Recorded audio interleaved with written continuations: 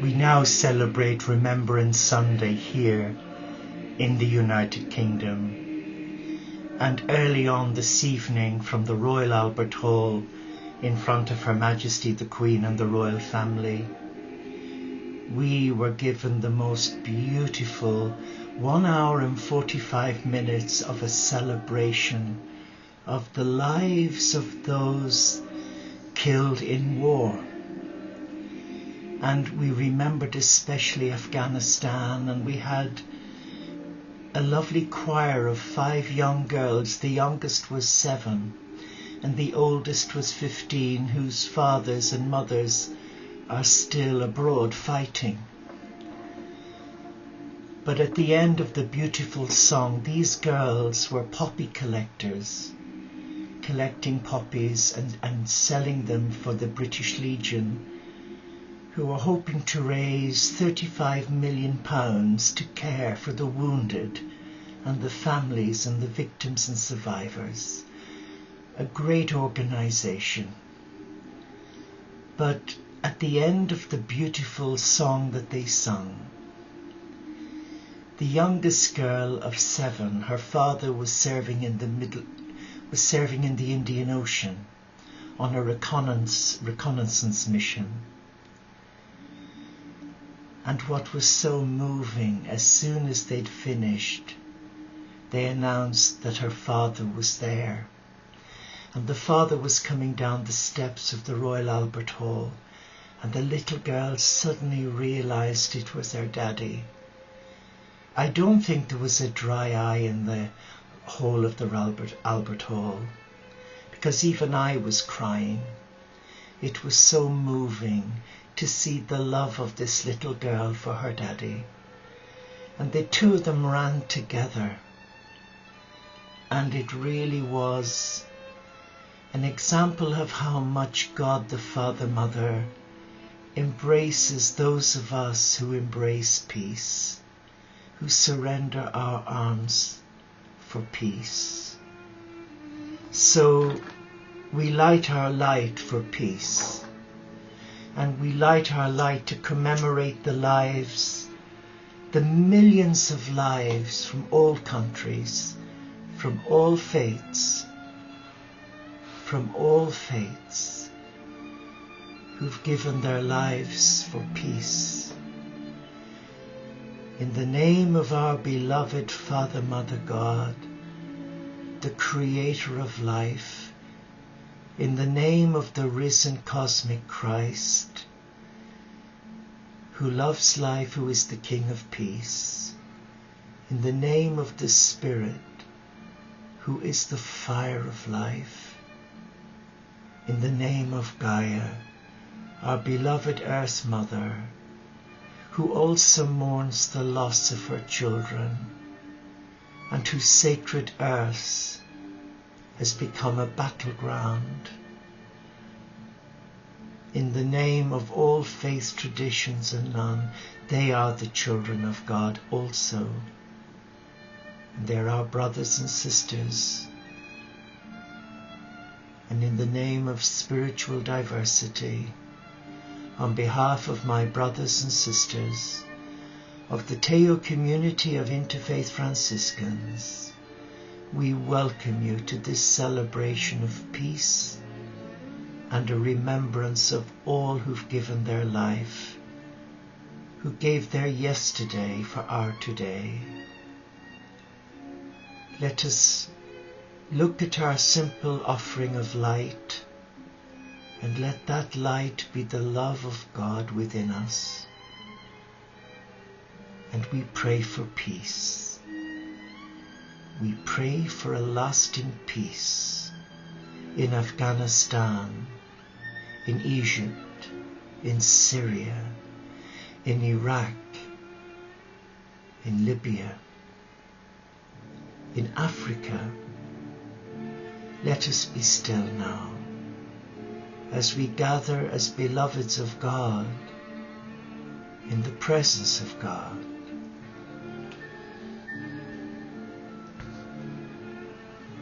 And I would like to play something that may touch our hearts. It is The Rose by Daniel O'Donnell. Just sit back and relax and listen to the words, for they are appropriate.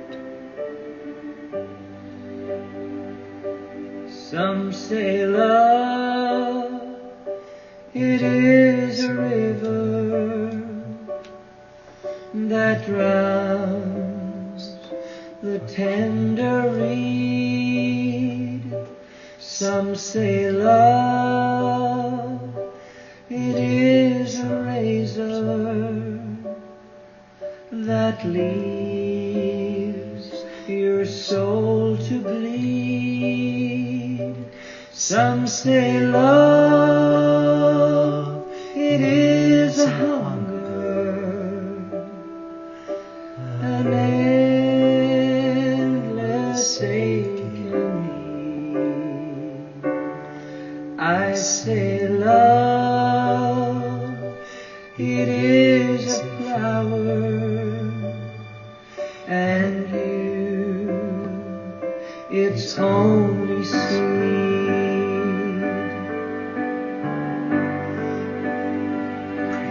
It's the heart afraid of breaking that never learns to dance.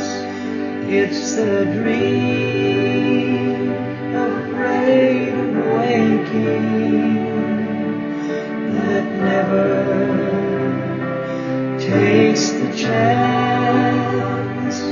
It's the one who won't be taken, who cannot seem to give, and the soul afraid of dying that never learns to live.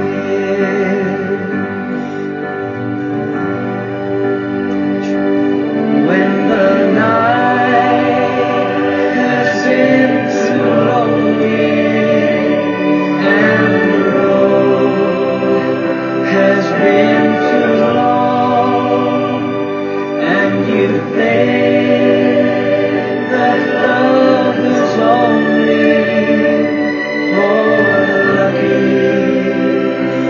and the strong, just remember, in the winter, far beneath the glittering snows, lies the seed that with the sun's love in the spring becomes the rose.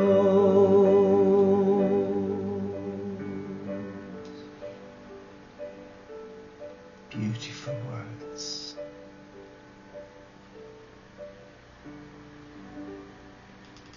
Beautiful words.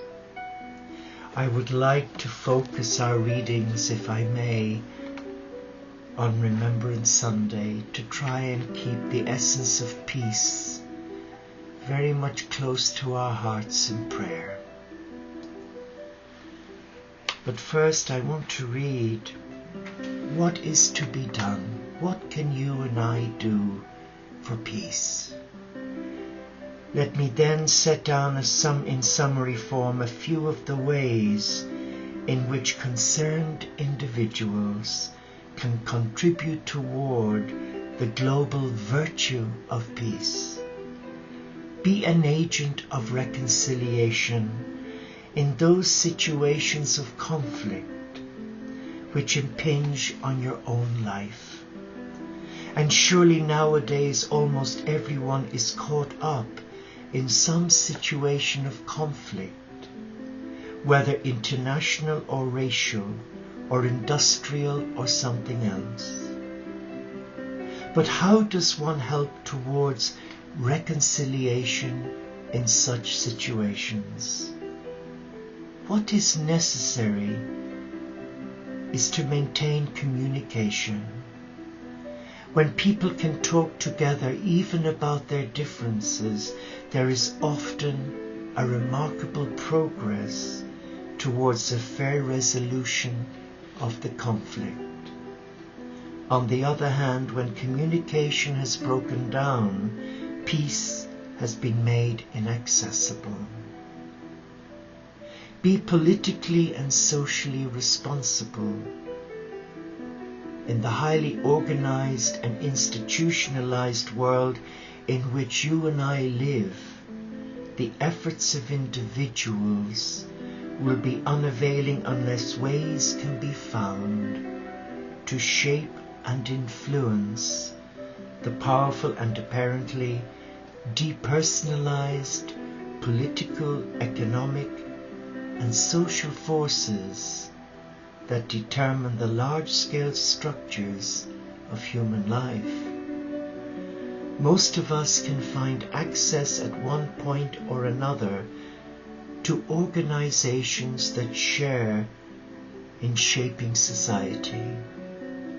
But to get oneself seriously involved in any of these demands time, commitment, and responsibility, such as few may be willing to invest. It is so much easier to take part in a demonstration and leave it at that. But it is only the less spectacular but steady engagement with the problems of society that will, in the long run, help to bring us towards a genuine peace. Exercise restraint in your material standard of living. Perhaps the time has come when a moderate Christian asceticism has once again an important role to play as a witness to the belief that the fullness of human life does not consist simply in the abundance of material possessions, and that in any case there is something fundamentally wrong with the situation in which some people in some nations degrade themselves through overconsumption, while other people in other countries are degraded by not having anything more than a marginal level of physical subsistence.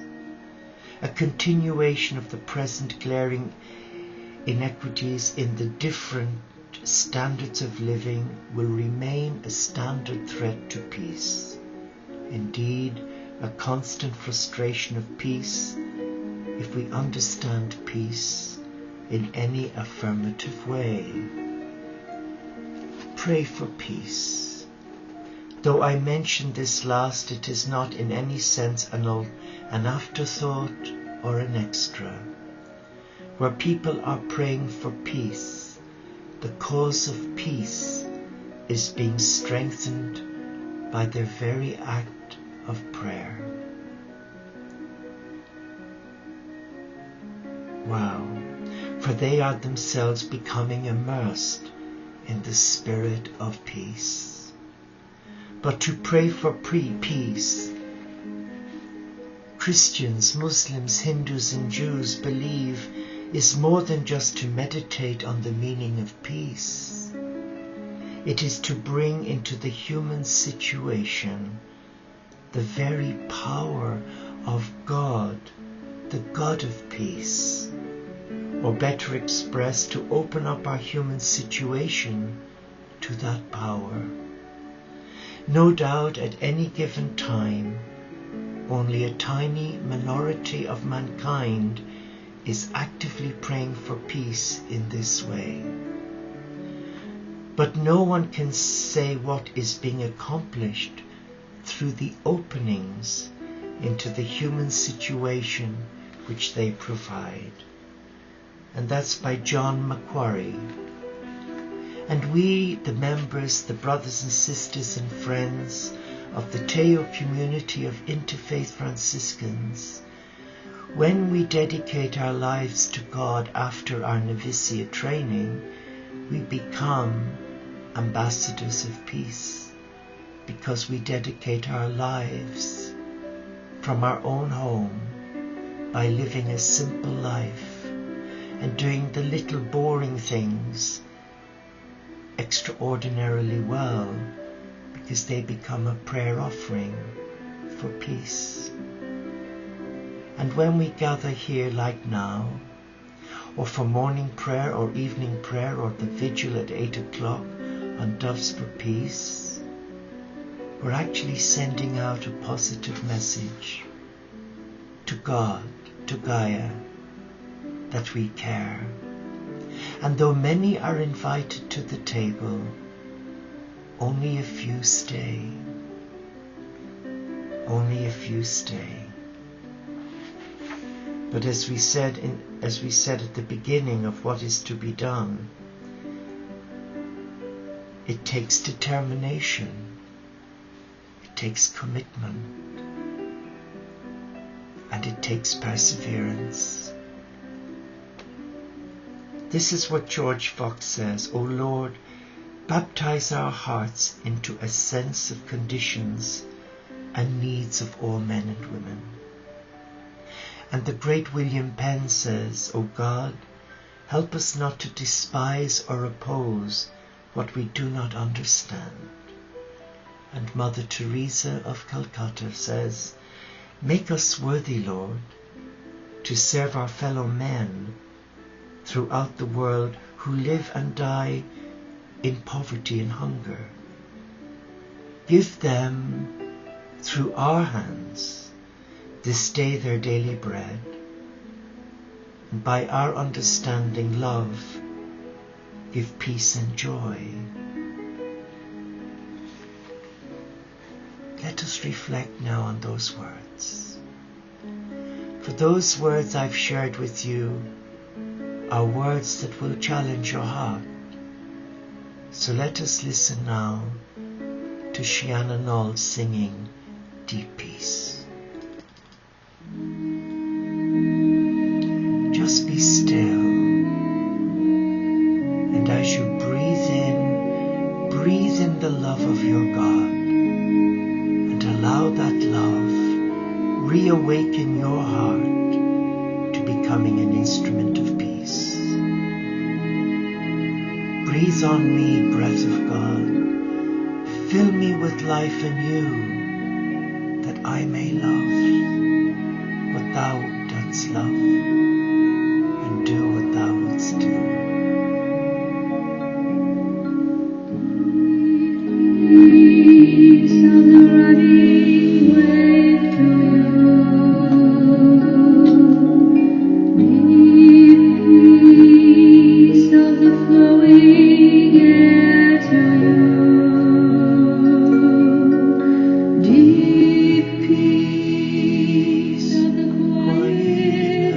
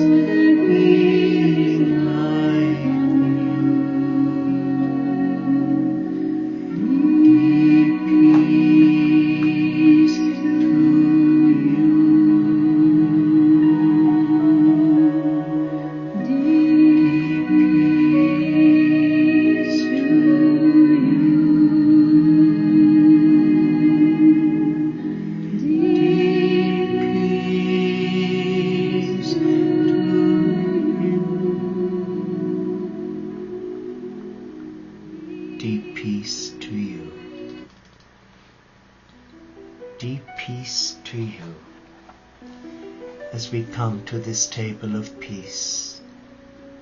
We join hands in the circle of light, and we now invite, invoke and call upon Mother Mary, Kuan Yin, Magdalena Gaia, Isis, and the angelic realm. And we call now on the cosmic Christ, and we ask that our hearts will be touched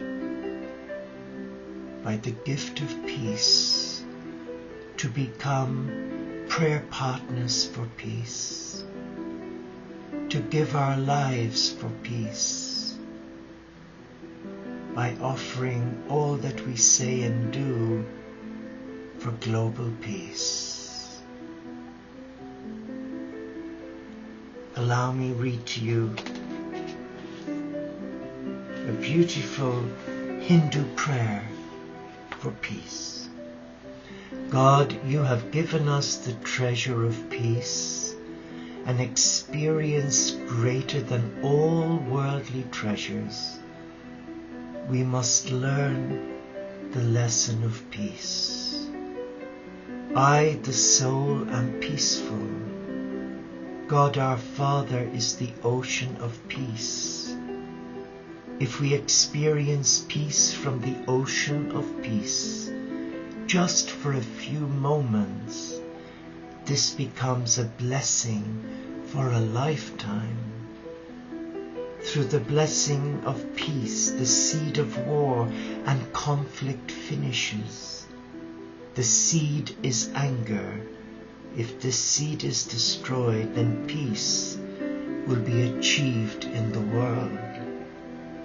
Our hearts give thanks to the ocean of peace for the treasure and blessing of peace. And we have a beautiful one from the Sikh community, but the author is anonymous. Great is thy glory, for great is thy name. Great is thy glory, for thy justice is true.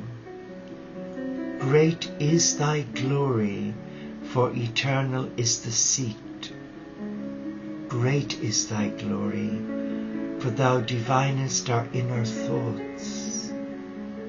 Great is thy glory, for thou givest unasked. Great is thy glory, for thou art all in all. The Lord is the giver, the Lord is the haven of peace, the peace that reigns on snow-clad mountains.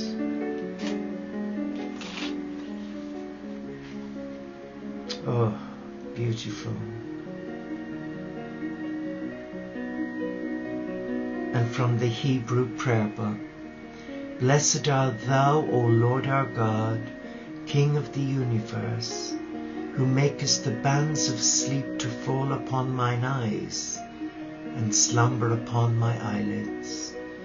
May it be thy will, O Lord, my God, and God of my fathers, to suffer me to lie down in peace, and to let me rise up again in peace. Let not my thoughts trouble me, nor evil dreams, nor evil fancies, but let my rest be perfect before thee. Blessed art thou, O Lord, who givest light to the whole world in thy glory. And now, an anonymous Muslim prayer. May we not worry, but believe in thee, our great parent, O beloved Allah. Let us now bring all our thoughts together, and let us just hold the universe, this beautiful universe, a universe of peace. Let peace come upon us.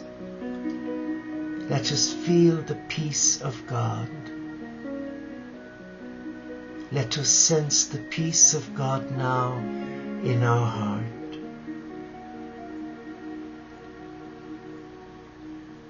And let us breathe in our out-breaths, peace to all nations and all peoples, for they are children of the same God.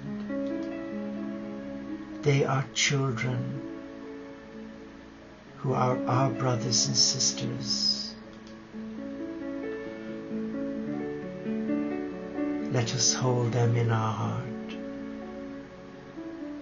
And let us not be afraid to be prayer partners for peace. Let us come into the presence of God. Let us give still pleasure to God by allowing the light of selfless love touch us and fill us with the peace and the love of God.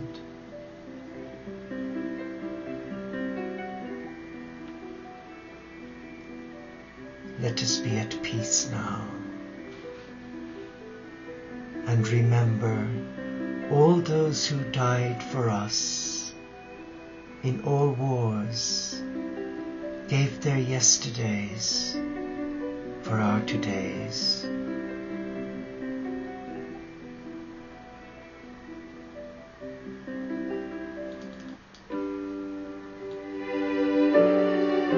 They gave their yesterday for our today. Thank you, God. I, the Lord of sea and sky, I have heard my people cry, all who dwell in dark and sin, my hand will save.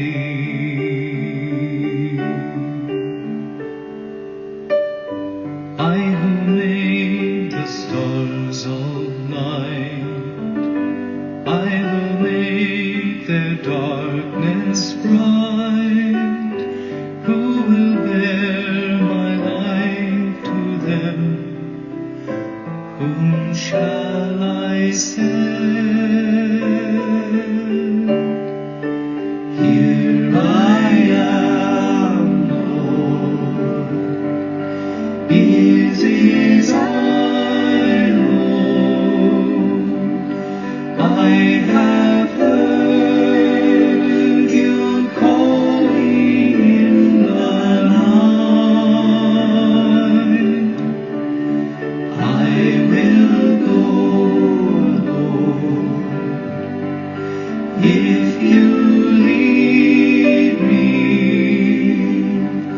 I will hold your people in my heart. Praise you, God. King of peace, help us become your peace. I, the Lord of wind and plain, I will tend the poor and lame. I will set